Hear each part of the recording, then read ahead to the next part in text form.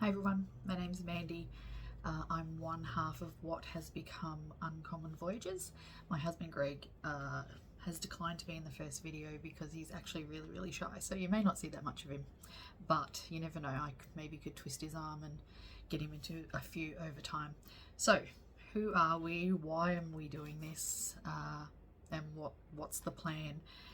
Just so you know too, if you can see a couple of puppies in the background, they're just sleeping peacefully rather than trying to scratch and get in at the door while I try and do my very first vlog ever. So just to tell you a little bit about me, my name's Mandy. As I said, I live in Brisbane, Queensland. I have lived all over Australia throughout my life. However, I'm a real Queenslander now. I've lived in Queensland for 20 plus years. So actually, gosh, I'm getting old. It's probably coming up to 30 years. Whoa. Anyway, I turned 50 this year in July, and about a year ago, actually it's probably been longer, maybe a year and a half, 2 years ago, I just started thinking that there needed to be more to life. I needed to look forward to something. I adore traveling. I've been really lucky, and I've had opportunities to travel to different places around the world with my first love, apart from Australia, because I love Australia, but my first love really being Italy. I adore it, and when I'm not in Italy, I'm thinking about how I can get back to Italy. So about a year ago, I started really seriously thinking about, you know, what life looks like in the next 10 years. My husband is 9 years older than me, so we'll just round it up to 10 years older than me, and he works hard. He's always worked hard. He has never not worked, and about a year ago I kind of just went, you know, you're 10 years ahead of me. What does your retirement look like? Like, you're now kind of getting to that point in life where you're thinking about, you know, what's next, and that my plan is to try and travel as much as I possibly can. So we sort of I started dipping my toes in terms of talking to him about what his retirement looked like, what he wanted to do. Full disclosure, I actually told him that if he didn't want to go and travel, he's welcome to sit and play computer games and live his best life as he wants to, and he basically just said, no, I want to, whatever you do. We've hitched our wagon for the last 27 years, whatever that might be. I think we've been married about 26 years now.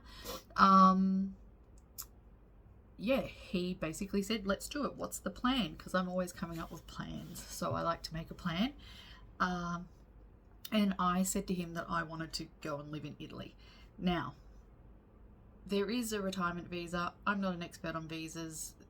There are different ways. There are now digital nomad visas. There are, you know, all sorts of ones. You'd have to look up what they are. I'm not an expert on them. All I do know is that there's the Schengen zone, which or region, that we need to pay attention to, which basically means 90 days in, 90 days out in every 180-day period. So realistically, we couldn't move full time to Italy. And I also, as much as I love Italy, and as I guess as lucky as I have been to travel to different countries, I also haven't been to that many that, you know, I know for sure that that's where I would like to eventually retire to. There are certain things that I know for sure, which is I don't like to sweat if I can help it. So I know I'm in the wrong place. I live in Queensland, humidity, heat, all that the rest of that stuff, but I move from one air conditioned space to the next. So I don't know that I would choose to go to a place that is super hot or high humidity, so Southeast Asia. However, I do watch a few YouTube channels where they've actually kind of said, this is amazing, the quality of life and the price of living is really amazing here. Shout out to Grounded Life Travel. Hopefully one day we'll meet, because I watch you religiously. So they're an American couple that sold up their life. They weren't rich. They just sold up their life and and decided to travel full time. So they're kind of my spirit animals in terms of what I'm modeling my plan after. However, maybe a little less travel or more slow travel in between living in Italy. So the plan is I'm basically lucky enough to have accrued 10 years 10 years with my employer, which means that I'll be getting long service leave on December 15th, 2025. So I don't know the date at all. I'm not counting down. Jokes. I actually have a retirement calendar on my phone that tells me to the minute when I can basically go on my long service leave. So there isn't a concrete plan at the moment. I guess you could say that this year is our getting ready year. A lot of people always kind of start their YouTube channels, or they kind of come in and they've already done that part. You know, they're already where they are. They're coming to you from a hotel in some glamorous place. Essentially, I will have some long service leave up my sleeve, which I can actually take at half pay, which I know gives me 6 months at least. I'll also have some leave that I can accrue as well. However, that's kind of like putting a band-aid on things in terms of what we can actually do. We're not rich. We've never been rich. We have had 5 children. We've always, apart from when I would have time off in between babies, I've always worked either part-time or full-time. But my youngest finishes year 12 at the end of this year. So he's in his final year of high school. So just to backtrack a little bit, I've had 5 children, 4 girls and a boy.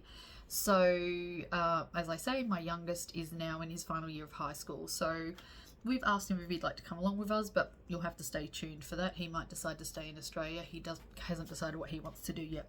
But the plan is that we would actually like to buy a place in Italy, which we've been kind of looking into in the last year as well. So to give you some kind of background on that, as soon as I decided that I wanted to move to Italy, or to slow travel, or do like a variation of both of those things, it really came down to A, how do we afford to do something like that? As I say, we're not rich. And B, what the logistics would look like, and also the fact that I have, you know, although my oldest is 26 and is very, very happy to kind of take a leadership role here in Australia while Greg and I are away, I kind of have to take into account all the things that with the kids, you know, there's a housing crisis at the moment.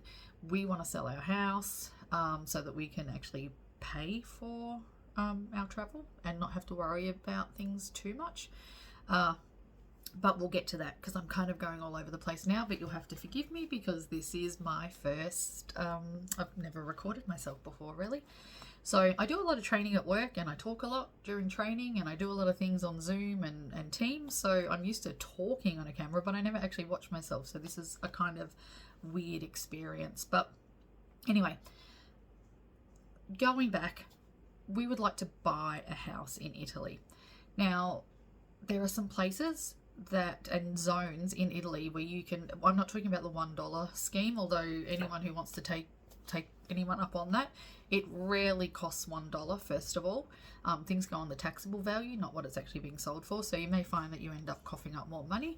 But also things that go for $1, it's not that just that they're in a small town, it's usually, as far as I know, that they need a lot of work. So that dollar may turn into, you know, 50,000, 100,000 euros. The other thing we have to take into account too when we say we're not rich is that we're not on an even playing field, especially when it comes to the dollar, Australian dollar versus euro. So we basically have to double everything. So, you know, if it says that something is 50,000 euros, then it also then means it's 100,000 Australian dollars. There's a YouTuber, Dave Benton, and he has a YouTube channel called A Home in Italy, and he does walkthroughs of houses in Abruzzo.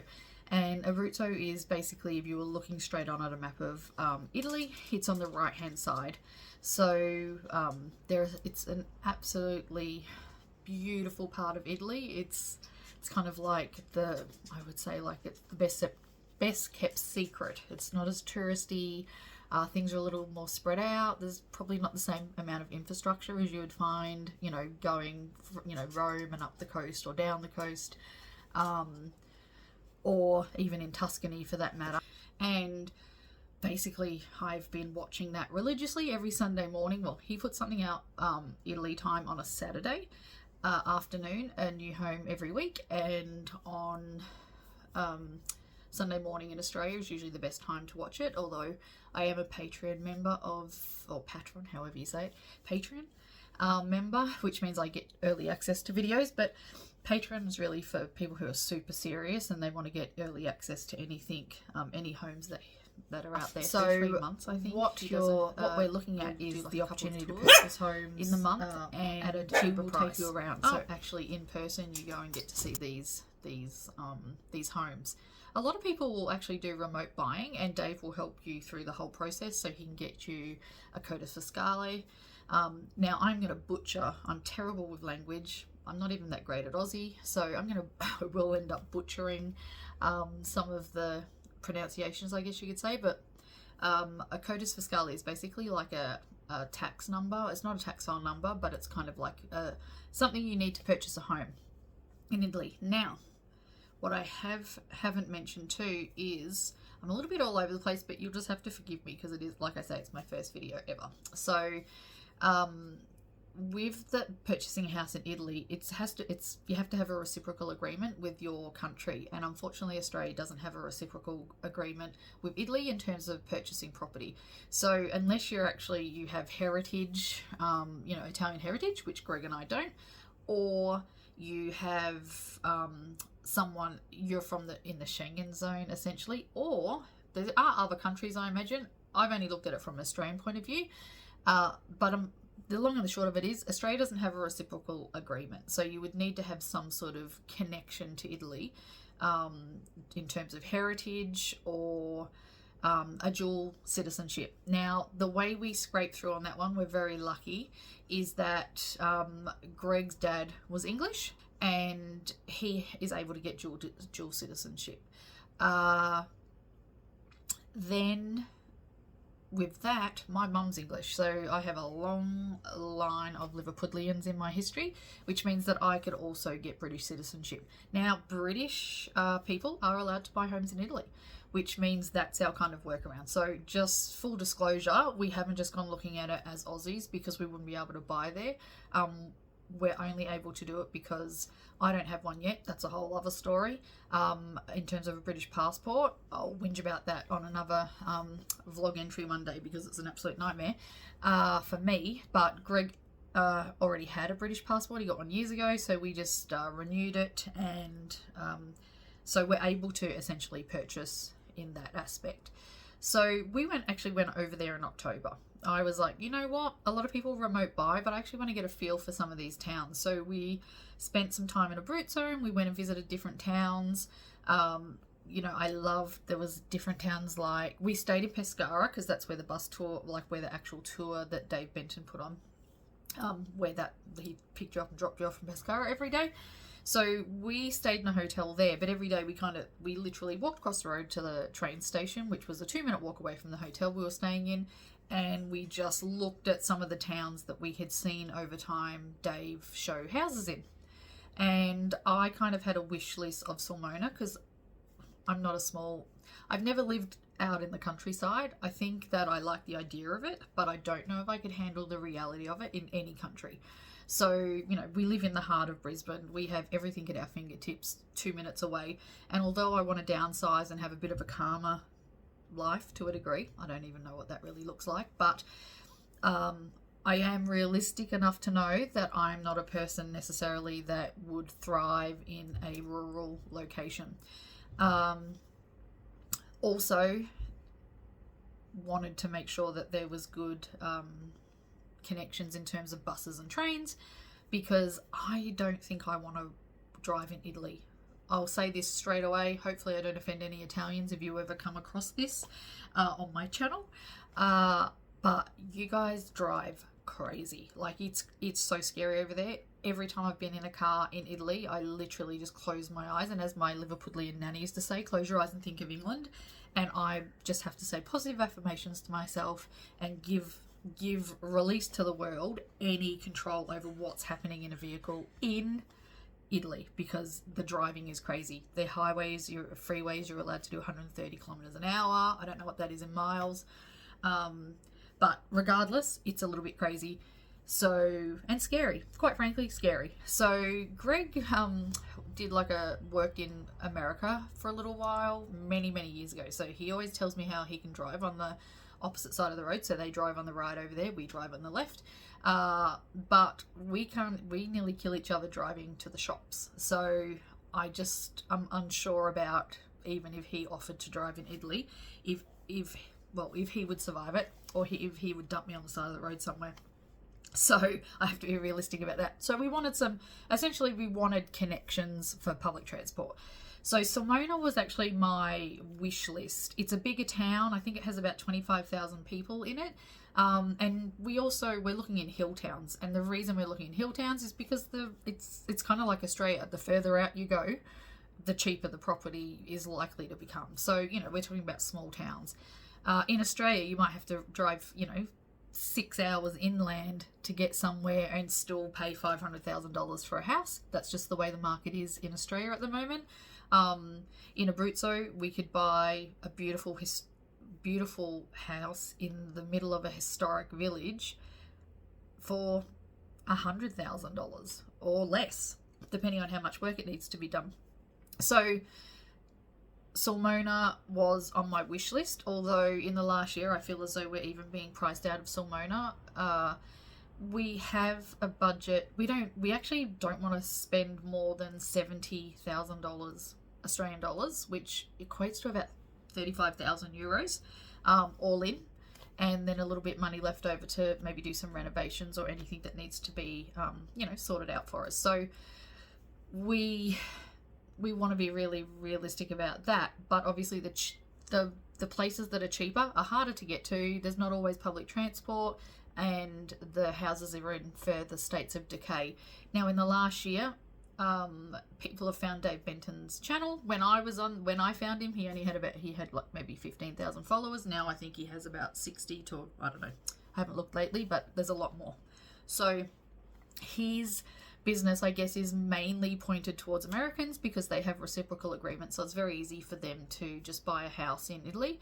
But as I say, because my husband has his British passport, we're able to purchase a home. So anyway, back to wish list. I wanted to look in Sulmona and visit Sulmona. I also really love, in terms of amazing views and small towns but with infrastructure, I love Fara San Martino. Absolutely adore Popoli. I love Prezza, and I saw a little house in Prezza that I'm absolutely madly in love with. And it also had furniture in there, and it had a fridge that had an Australian magnet and I think it was like a kangaroo clock on the wall. To me, that's a sign. However, Prezza only has a population of about 400. So these are small towns, some of them really small towns, and they might only have a bar. And when I say a bar, I don't mean like a pub like in Australia. I mean, there's Pandora in the background, you can see. When I say a bar, that's basically like a cafe, but some of the cafes in the smaller towns will also sell you some smaller grocery items and whatnot, and then you just have to travel to a slightly bigger hub. So, for instance, it's no different to Australia, really. Like, apart from having big shopping centres like a minute away, they still have big shopping centres, but these hill towns are just slightly more isolated, and you may have to drive or catch some public transport for 5 or 10 or 15 minutes in any direction. So these towns, there's an idea that these towns are basically, they're dead. And as Dave always says, they're not dead. People are at work, people are living their lives. Have people left? Have younger people gone to big cities to get jobs? Sure. Have people inherited homes that they just don't want to live in because in Italy, obviously it's so funny where I'm looking for this beautiful historic, home in the middle of a quaint village, where I'm assuming that Italians just want to buy a nice new condo because it's beautiful and shiny and new. They're probably like, quaint and old, exhausted by it all. I guess it'd be like if someone said, do you want to buy this Queenslander home in the middle of a paddock in Australia that's going to cost you $100,000 to do up, and you're half an hour drive from somewhere. I mean, that's basically the only thing I could equate it to in Australia, and when they're selling this dilapidated old Queenslander, they're probably calling it quaint and charming and lots of character, and what that means is that you need to look really closely at it. Anyway, the reason I really love Dave, this isn't actually an advertisement for Dave, but the reason I love a home in Italy is because they basically offer a full service. So all we have to do is provide what they need. So they can get a Codis Fiscale for us. I tried to apply for a Codis Fiscale through the Brisbane consulate. That was over a year ago, and they never answered their phone and they never got back to me. So I kind of gave up. But then when we went over there in October, I was talking to Dave and he said, look, we can just basically help you we can go and get it for you. We can do the whole thing. You can buy remotely, etc., etc. So prices I've noticed, have gone up in the last year. I would say they're probably doubled.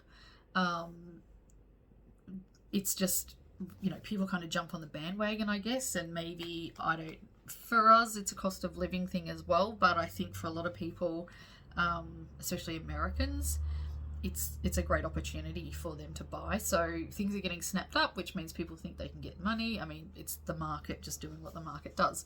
So I'm fully realistic about the fact that we're going to pay more because we didn't buy something a year ago, but we weren't even ready a year ago. A year ago, this was just like some sort of pipe dream, or something that I was kind of just throwing around in my brain before I hit up Greg to talk to him and tell him my plans. So basically, we want to buy somewhere. We have a budget of about 70,000 Australian dollars, which could get us a very, very nice place in all of the places I just mentioned before, except for Salmona. Salmona's gone up in price, but again, that's like a little satellite city. So, 25,000 people, they charge more. There's more infrastructure, more shops, more bars, more everything, which means that you are going to pay more.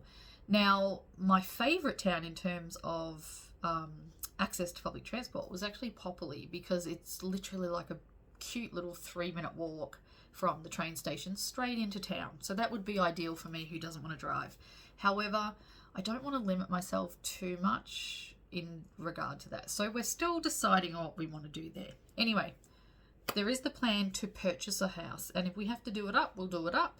But we can only spend 3 months at a time in Italy, and I also do want to travel. So where we'll be in Europe, so we may as well. However, again, we have the Schengen zone. If you don't know about the Schengen zone, go and Google it. But basically, it's most of Europe. There's only a few countries now that aren't actually part of the Schengen zone.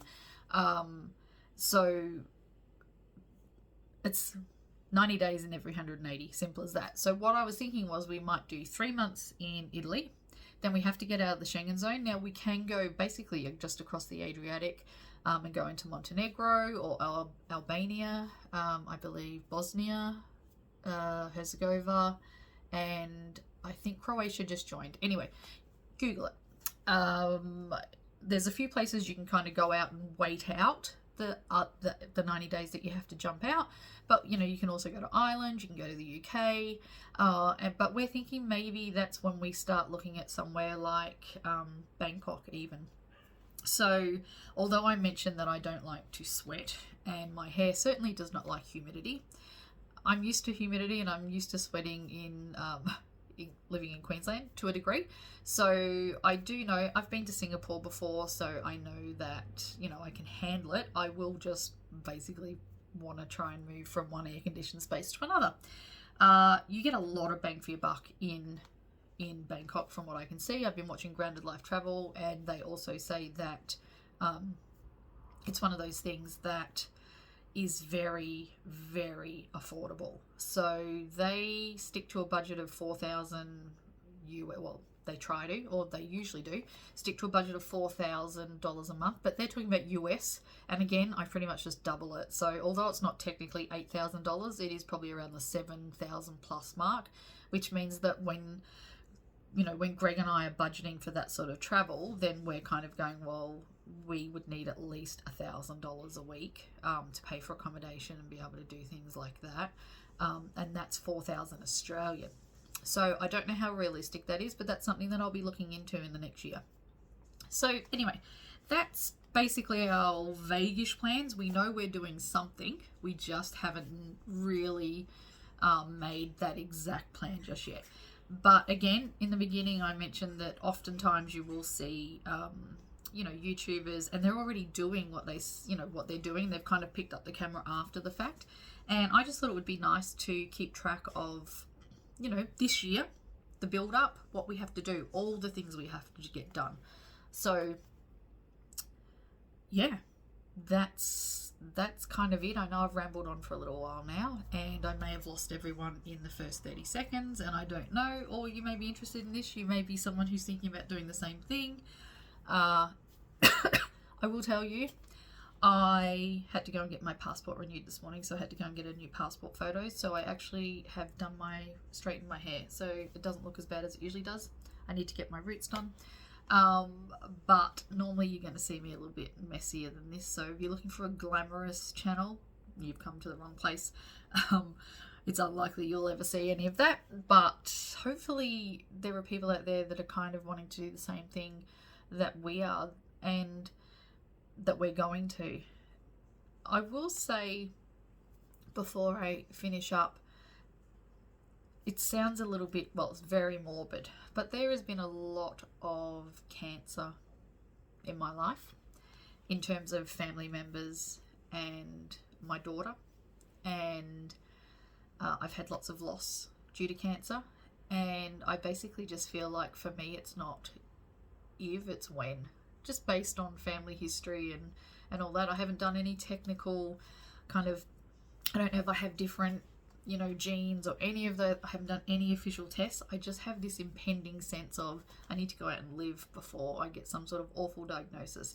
So even if you took that sounds awful and morbid, but I can't help, that's actually how I feel. And that's also kind of making me go, we need to go live. Even if we just didn't want to spend the rest of our life, the next 10, 15 years, because obviously Greg's older than me, so he can retire before I can.